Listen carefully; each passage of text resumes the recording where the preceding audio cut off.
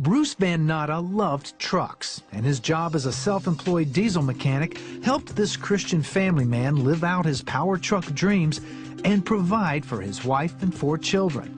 He never gave a second thought to the dangers of working on engines that weighed thousands of pounds until November 16th, 2006.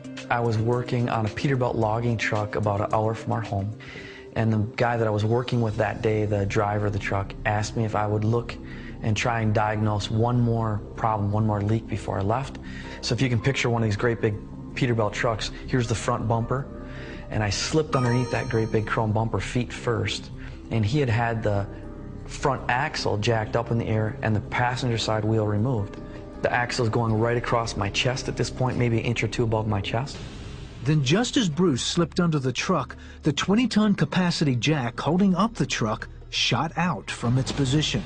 And this 10,000, 12,000 pounds of weight that is on these 2 front wheels on this axle came down across my midsection, basically like a blunt guillotine, and just crushed me in half. Blood had splattered the inside of my throat, the back of my throat when it fell. And I could see that there was less than an inch of airspace between the bottom of the axle and the cement. So I knew that I was thinner than my body was thinner than an inch. The man jacked the truck up off of me. I begged him to get me out from underneath the truck. He didn't want to because he could tell that I had to have a broken back, and I did. My vertebrae in my back were cracked the width of the axle. It was the most incredible pain you can think of. I've never felt any kind of pain like that. The very next thing it is, I just called out, "Lord, help me." I called it out twice, "Lord, help me." Instantly, all of the pain left Bruce's body.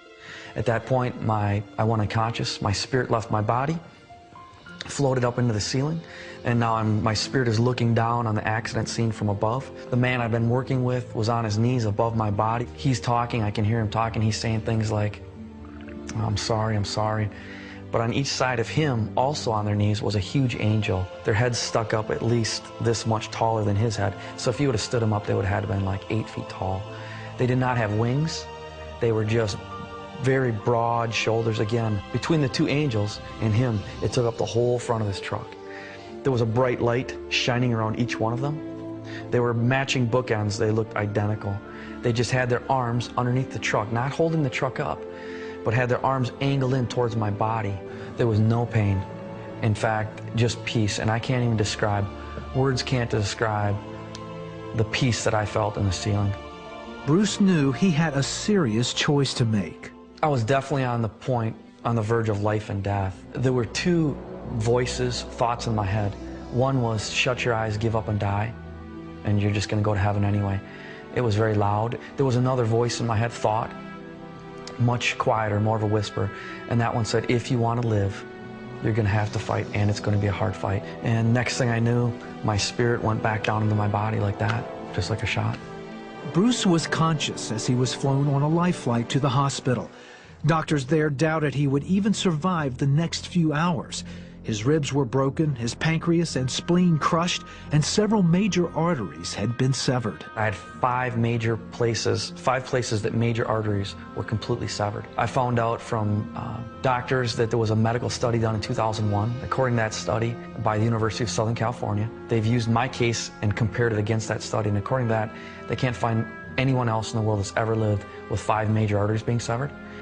So I should have bled to death in just a few minutes. So my thought is the angels were there to somehow hold me together. Bruce stayed in the hospital for over 2 months and survived 5 major surgeries. Yet he had overwhelming obstacles to overcome. Almost 75% of his small intestines were crushed in the accident and had to be removed. Adult has 18 to 20 some feet of small intestine, they say, roughly. Somebody came in and told us they didn't expect me to live much more than a year. I'm going to starve to death. I was losing weight very rapidly. They're feeding me intravenously. Bruce's once 180-pound frame dropped to 126 pounds. But Bruce's family was praying and his community rallied around him. Then Bruce received an unexpected visitor in his hospital room one day. The Lord woke up a man in New York 2 days in a row, someone that I met one time on vacation.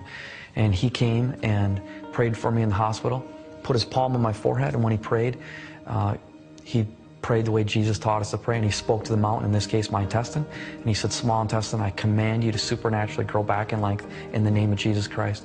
And when he did, it felt like 220 volts came out of his palm into my forehead, right into my body, and I could feel my intestines moving around and going up and down. After a long 9 months of surgeries and hospital stays, Bruce was eventually able to feed himself, and he gained weight, all the way up to 170 pounds. When he returned for testing, radiology reports and doctors confirmed that he had almost 9 feet of small intestine. His intestines had doubled in length. When they test me, they say that the intestines that the Lord gave me back work twice as good as normal. Even though I don't have my full amount, he gave me several feet back. Even though it's half as much, they absorb the vitamins, the minerals, the nutrients that I eat into my body normally. Over and over, the Lord kept confounding the doctors from the point of them saying that I shouldn't have lived, I should have bled to death, to my intestines miraculously coming back.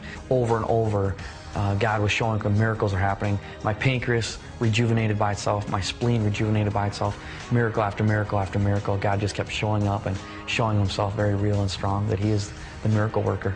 Today, through their organization, Sweetbread Ministries, Bruce and his family travel together to talk about supernatural healing. Bruce has also written a book called Saved by Angels. Miracle after miracle after miracle. It's exciting to just see what God is doing in people's lives today, and that he is alive and well, and he wants to reach people at their point of need. And so we've got a God that loves us more than we can ever imagine, and he pours out his love on us in such an amazing way that it's undescribable.